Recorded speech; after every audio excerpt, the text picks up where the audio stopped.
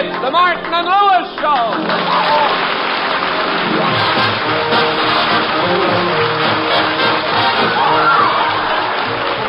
Yes, the National Broadcasting Company brings you transcribed from Hollywood, the Martin and Lewis Show.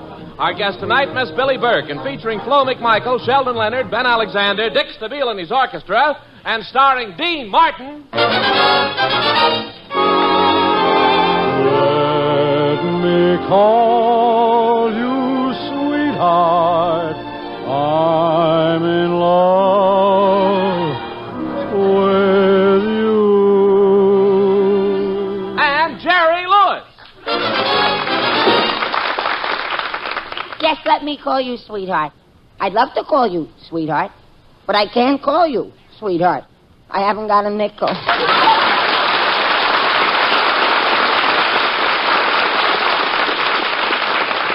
Last week, you remember Dean and Jerry's next-door neighbor, Soapy Leonard, talked the boys into borrowing $4,000 to buy a nightclub. Well, this morning, Soapy told them that the deal has gone through. So right now, Dean and Jerry are on their way to look over their new property. Boy, we're going to have our own nightclub. Isn't that exciting, Dean? Sure is, Jerry, but why don't you watch where you're driving? Jerry, watch yourself! I can't watch myself. It makes me cross-eyed.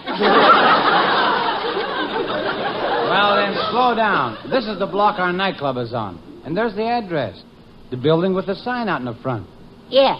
Dean, I can't see from this side of the car. What does the sign say on a nightclub? 50 beautiful girls? 50? No. Then what does it say? It says, does your battery need recharging? Oh, don't be silly, Dean. That's not a nightclub. That sign's over this garage. I'll pull up and park. I don't understand this at all. This garage has the same address as the building Soapy bought for us. Oh, he wouldn't do anything like that to us. The nightclub must be in back of the garage, or over the garage, or next to the garage, or under the garage. Or, Dean, What? we've been vulcanized. Ah, this is up. If that Soapy spent our borrowed $4,000 for this, I'm going to give him such a Dean, shock. don't get so excited, Dean. At least we should go and look around first. Gee, it's dark. Wait a minute, Dean. Here, this here must be the light switch.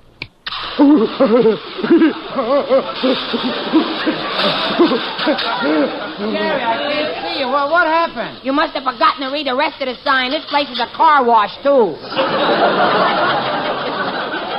Ah, now, wait a minute. Here's the light switch. Oh, the water didn't even touch it. But just look at this place. It turns out to be this rundown garage. That's the trouble with buying property in California. After you get to it, it isn't where you thought it was, and everything is too far from where it is. And when you're in it, you can only see where you wish it was. Now, what in the world does that mean? Just one thing, Dean. Oh, you mean... Yeah, we made a boo-boo. But we can't quit now. We have to make a nightclub out of it. Make a nightclub out of a garage? Ah, fine. Who are we going to have for our floor show? Phil Spitalny and his all-mechanic orchestra? Yeah, featuring Evelyn and her magic grease gun. Now, that's ridiculous. What could we do about those gas pumps out there? Oh, we can use them to serve drinks. You're going to serve drinks to our customers out of a gas pump? Sure. Instead of pink elephants, they'll be seeing flying red horses. Instead of pink elephants, they'll be seeing flying red horses. Jerry. Sorry, old man, that high octane went to my head. Now, look, maybe we could, sort of... Hey, who's this girl coming in here? Yeah, wow. I hope you gentlemen will pardon me for busting into your garage. But I'm looking for a couple of fellows named Dean Martin and Jerry Lewis. Well, I'm Jerry. Take it easy, kid. Your motor's pinging. But if you're Lewis, then you must be Dean Martin. Hello, baby.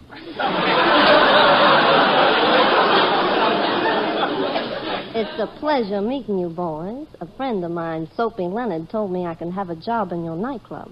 My name's Champagne La Fizz. Champagne La Fizz. Yeah, I'm a bubble dancer.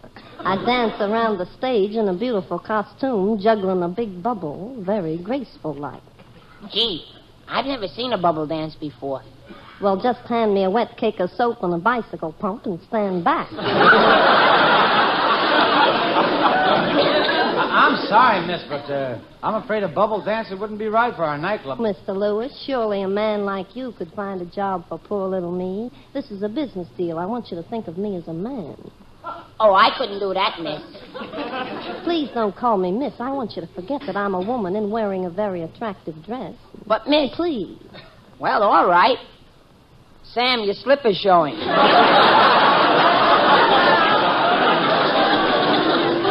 I'm afraid there's just no job around here for you, miss, but I'll tell you, if we ever can make a nightclub out of this place, we'll keep you in mind. Oh, wonderful. Bye.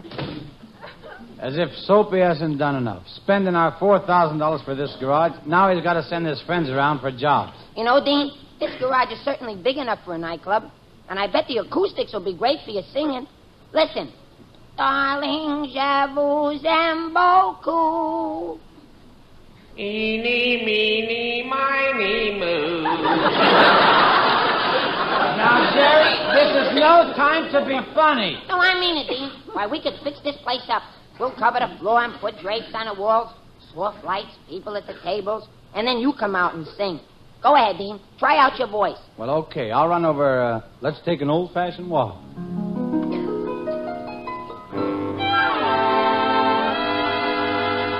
Let's take an old-fashioned walk.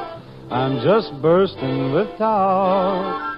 What a tale could be told if we went for an old-fashioned walk.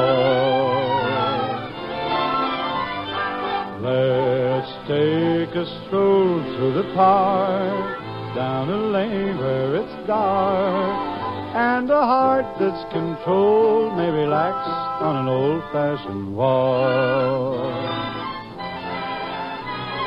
I know for a couple who seem to be miles apart, there's nothing like walking and having a heart-to-heart. I know a girl who declined, couldn't make up her mind. She was wrapped up in soul, coming home from an old-fashioned walk. I know for a couple who seem to be miles apart, there's nothing like walking and having a heart-to-heart. I know a girl who declined, couldn't make up her mind. She was wrapped up in soul, coming home from an old-fashioned walk.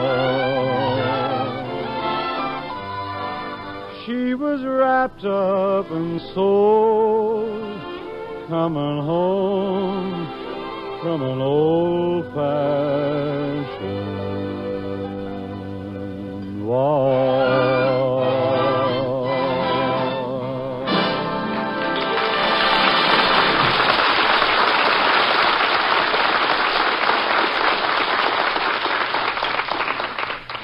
Well, how'd my voice sound in this garage, Jerry? Sounded swell, Dean, but I don't get it. I sang before, and all I got was an echo saying, eeny, meeny, miny, mo. You sing, and you get a 30-piece orchestra. Well, it was the first time I ever sang in a garage, so I figured, you know. Good afternoon, gentlemen. Are you Martin and Lewis? If you're a bubble dancer, the answer is no. I am not a bubble dancer. My name is Herbert S. Crow. I'm from the Coastwise Realty Company. We specialize in rural developments, commercial holdings, acreage evaluation, land litigation, property assessments, mortgage amortization, and subdivision. Mr. Crow, Yes? are you for real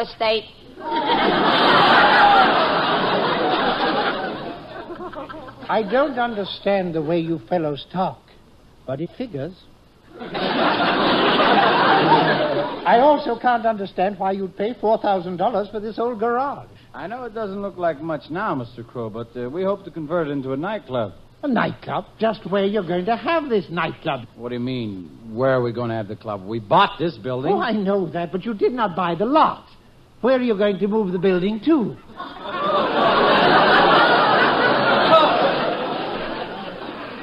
Move the building. Why, certainly.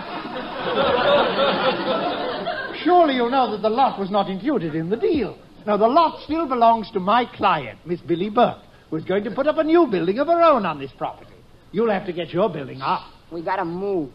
We thought we were gonna be rich, nightclub owners, and live on caviar and breast of guinea hen under glass. And Dean, What? I'm hungry. Jerry, this whole thing is Soapy's fault. Now, come on, let's go on back to his apartment and ask him a few questions. Okay, Dean. And believe me, he better have some good answers.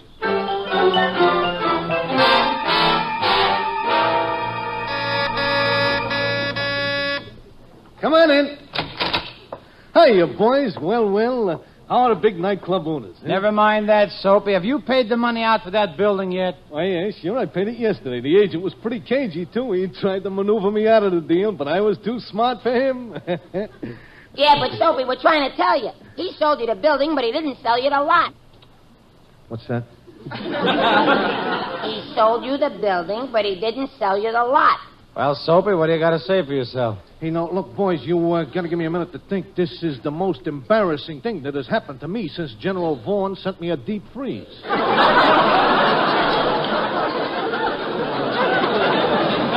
Look, boys, look, it ain't my fault. I bought you a nice building. Can I help it if now we are afflicted with squatters?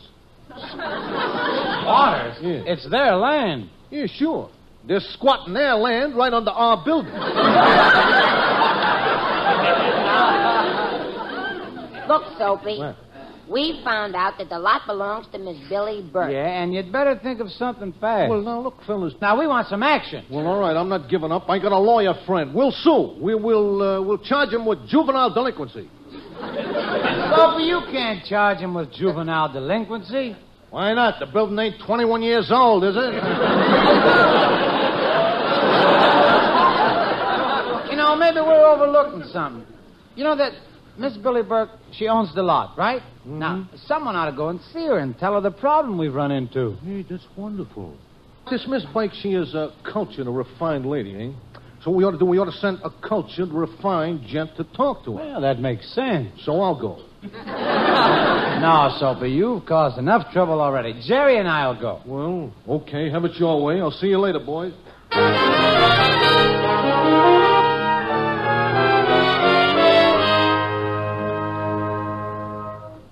Well, here we are at Miss Burke's, Jerry. Now, before we go in, remember that... Oh, I know all about Miss Burke, Dean. She's in movies and a big star on the stage. That's right, and she's also written a best-selling autobiography called With a Feather on My Nose. But what I want to impress on you, Jerry, is that Miss Burke is quite dignified. I know. And she's probably old enough to be your mother, so be respectful. And I'll press the buzzer. Just a minute. Miss Burke? Yes, I'm Billy Burke.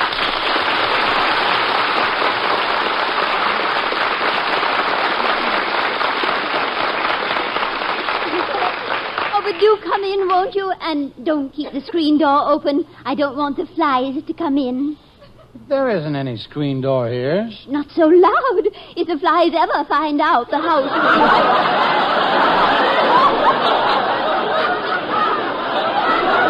You know, perhaps I'd better explain who we are, Miss Burke. My name's Dean Martin.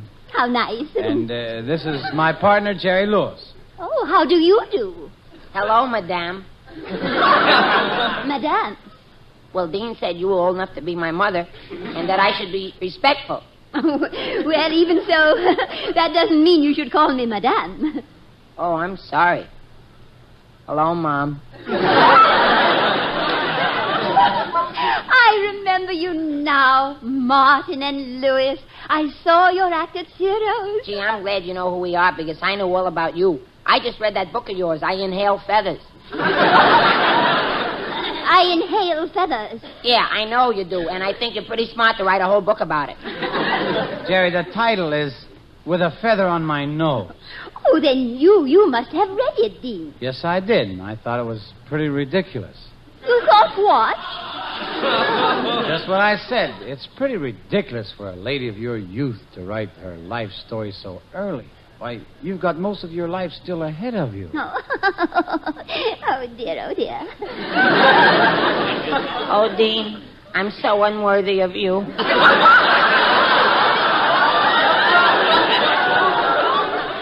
I suppose you're wondering why Jerry and I came to see you. Well, I'll come right to the point. You see, we've got a big problem, and you're the only person in the world who can help us. Oh, really? Yes. Now, you're the owner of a lot on Beverly Avenue.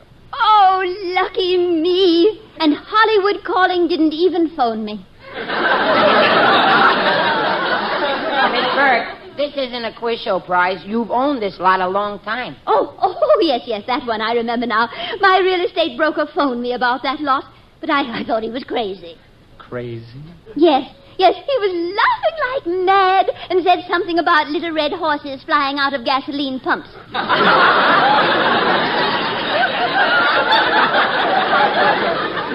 You think that's crazy? You should have heard what he told us. He told us we have to move our garage off your lot so you can put up a building. Isn't that funny? Oh, my, yes, it is. When can you move? Well, then it's true. You are going to make us move the garage. Well, yes, I'm sorry, but I've been planning to use that lot to put up a haven for poor, unfortunate, homeless hobos. Well, shake hands with your first customer. Well, I'm sorry, but I've been planning my home for hobos for several years. I'm not doing any good, Dean. You better take over. Okay. Miss Burke, look at me closely. Yes. Hello, baby. Oh, how thrilling and how clever to do that particular imitation. No kidding, baby. Oh, yes, Charles Boyer has always been my favorite. Say, Miss Burke, how would you like to hear a song sung by Bing Crosby, Perry Como, Mel Torme, and Singin' Sam all at once? Oh, I'd love it. Okay, she asked for it. You left out Pinza, so I'll try Some Enchanted Evening.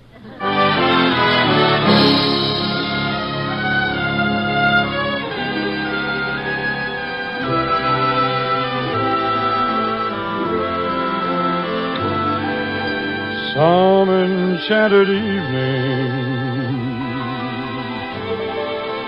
you may see a stranger. You may see a stranger across the crowded room, and somehow you know, even then, that somewhere you'll see her again and again.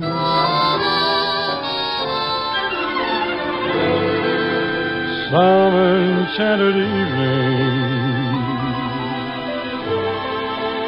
someone may be laughing. You may hear her laughing across a crowded room, and night after night, as strange as it seems, the sound of her laughter will sing in your dreams. Who can explain it? Who can tell you why? Fools give you reasons, wise men never try. Some enchanted evening, When you find your true love, when you feel her call you across the crowded room, and fly to her side and make her your own. For all through your life you may dream all alone. Once you have found her, never let her go. Once you have found her, never let her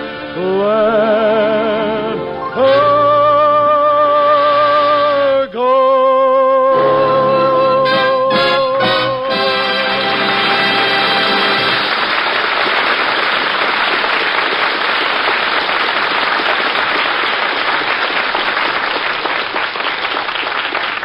Hey, that was really great, Dean. Oh, yes, you sang beautifully, but I'm afraid I haven't changed my mind one bit about building my home for hobos. Well, that's all right, Miss Burke. Thanks anyway. Come on, Dean. But, Jerry... Come on, Dean. Bye, Miss Burke. Bye. Jerry, what was the idea of giving up so easily? I didn't give up. Listen, Miss Burke would let us keep our building on a lot if I proved to her that hobos don't even want homes, wouldn't she? Well, I guess so. Fine. Now, all you've got to do is pick up Miss Burke this evening and drive down to 5th and Walnut Streets. I'll get Soapy to help me, and we'll dress up like real hobos. And when you and Miss Burke get there...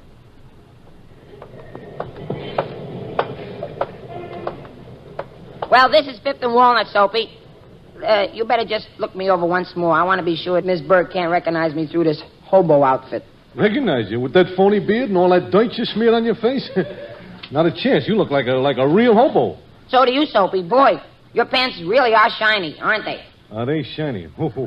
On the way down here, I bent over to pick up a cigarette butt, and a couple in the park started necking. They thought the moon just came up.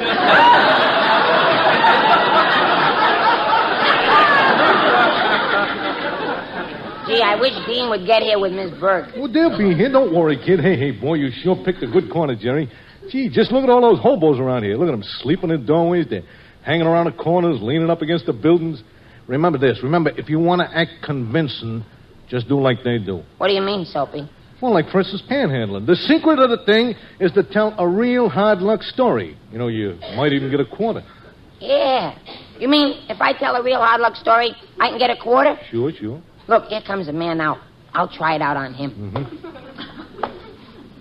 Excuse me, mister. Yeah? What do you want? Could you help a fellow who hasn't eaten in 3 days? I haven't eaten in 2 weeks. That's not all. I haven't had a bath in 6 months. Oh. What's a bath?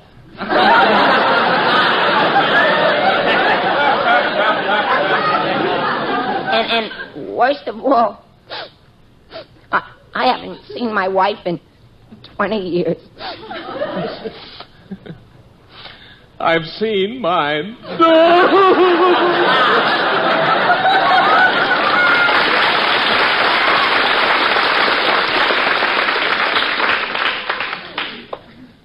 Well, kid, how'd you make out? You get your quarter? Yeah. That's the idea. Now you're a quarter ahead. No, I'm not. I gave him $1. Look, Soapy, there's Dean and Miss Burke just driving up in the car. Come on, let's hide in this hallway until they get here. Well, Miss Burke, here we are. This is where the hobos hang out. Now, let me help you out of the car. Oh, thank you. My goodness, what a neighborhood. This is a disgrace. I think the city would do some repair work down here. Repair work? Why, what do you mean? Well, these people are taxpayers. Why should that man over there have to hold up that lamppost?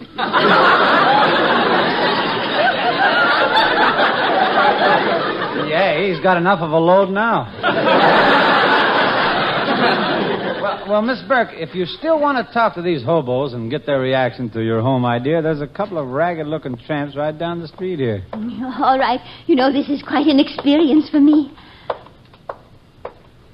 Pardon me, folks. Could you help out a poor, broken-down old bum? My goodness, I'll try. What do you want? Could you spare $100 for a cup of coffee? My goodness, I can't afford to give you $100 for a cup of coffee. No, well, how about $50 for a demi-tasse, huh? $25? I'll give up sugar and cream?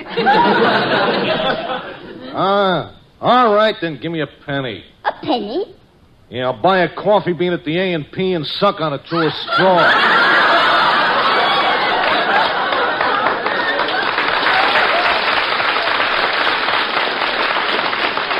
Well, you see, Miss Burke, these hobos are pretty independent. Well, he certainly was. But let's talk to his friend here, this poor, tattered, unwashed, messy, raggy creature. My, tell me, young man, what's your name? B.O. Plenty Jr. Excuse me, ma'am. Could you spare 2.5 cents for a cup of coffee? 2.5 cents for a cup of coffee? Why, I thought everybody usually asked for a nickel. Yeah, but I'm out of the high rent district. Miss Burke, these two men seem to be typical hobos. Now, why don't you ask them about your home idea?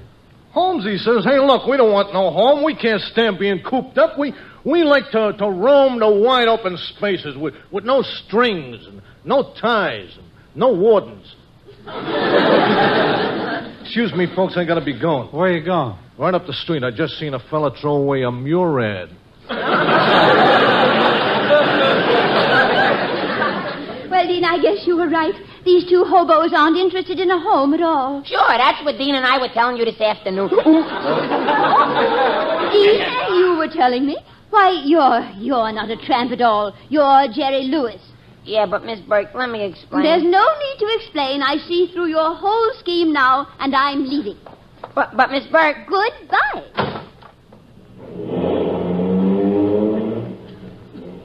Well, Jerry? Now, don't you start on me, Dean. I still think it was a good idea to dress up as a hobo. And it should have worked out perfectly. But it didn't. And Miss Burke saw through the whole thing, and she finally recognized me. And we didn't get the lot, and... Dean... What? I made a hobo boo-boo.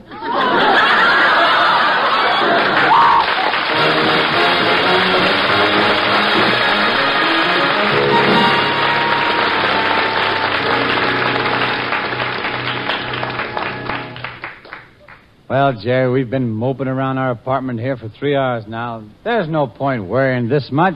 Let's go to a movie or something and forget it. No, I don't feel like it, Dean. All I want to do is just... What do you want? Boys, stand up and salute the greatest real estate operator since Gypsy Rose Lee opened a Cherokee Strip.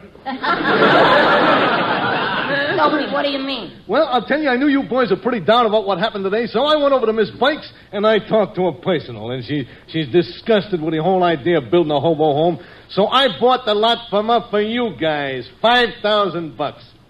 You bought the lot from her? I did. Why, that's wonderful, Soapy. But $5,000? Where did you get the money? Well, I didn't have the money, so I did the next best thing. I gave her your building as a down payment on the lot. Oh, no. Good night, folks. Good night. See you next week, everybody, and thank you, Miss Billy Burke.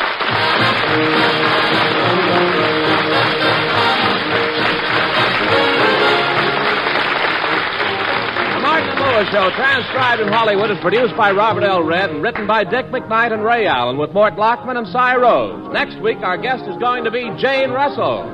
This is Ben Alexander suggesting you tune in to your NBC station each Tuesday evening at the same time for the Martin and Lewis Show.